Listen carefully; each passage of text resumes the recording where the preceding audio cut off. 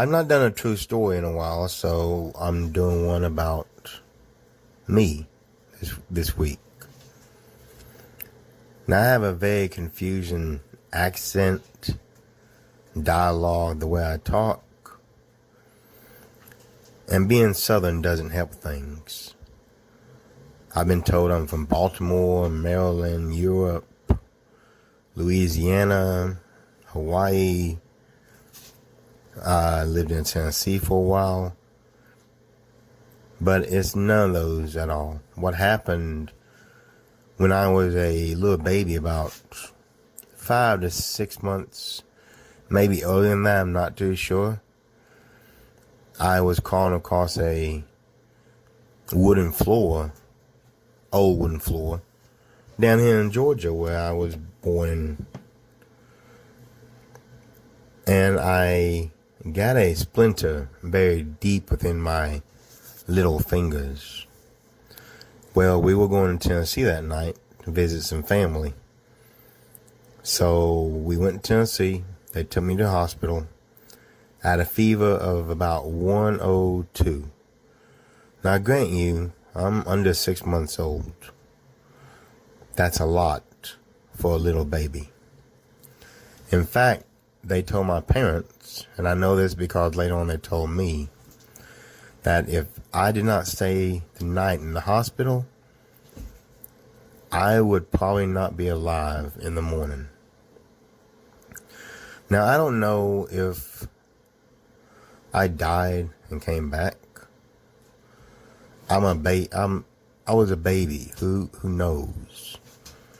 Or if being that close to death kind of opened my senses and my awareness. But I have always seen and experienced some weird things. This was way before I became pagan. I would look up after playing with toys and a dove would be close enough for me to reach, just sitting there staring at me. I heard voices when I was a little kid, not even 7 years old. I used to remember calling out saying, "What?" And no one in the house, we didn't call you. That even happened in the back seat. I've seen my fair share of ghosts. I've heard laughter in the middle of the woods at night by a little girl. Grant you, we're on a 3-acre spot of woods. And it's 3 o'clock in the morning. Ain't no way a little girl is out there laughing that early in the morning. Then me and my girlfriend was actually in a park in wintertime. And you could tell because the trees had no leaves on them. You could see all through the park. And we both heard a little girl laughing there too. Not to mention, during one of my first rituals as pagan, I was under a street lamp that we had in the backyard. When I heard footsteps run past me, but I didn't see anything. But they ran past me, I heard that clear as day. So, to say I've seen some strange things is to put it mildly. Once again, I don't know if that's because what happened to me as a little baby, or if that's just the way things are. Even in my house here, I've seen a lot of stuff in the house. My girlfriend's been with me for like 12 or 13 years, has seen a lot of things in the house too. We've had dogs stay in the hallway at nothing and just stare there for hours like they're watching something. Heard growls coming out of the bathroom, heard our names being called, seen figures walk through the house. Yes, kind of some weird stuff here.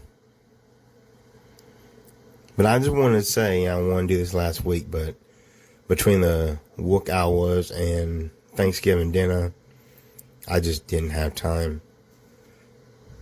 But I'm just thankful that I actually get to experience this stuff.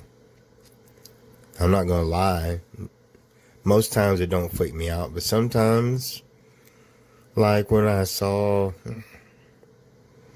my girlfriend's recently deceased uncle I never met before walk around the foot of our bed 3 o'clock in the morning.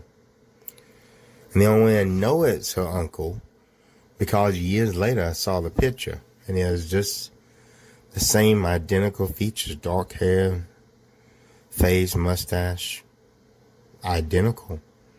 Someone I met years before.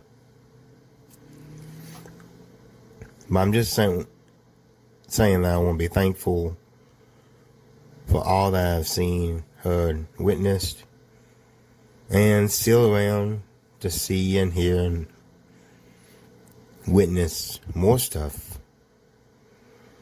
And I'm with someone I can trust that also experiences the same thing.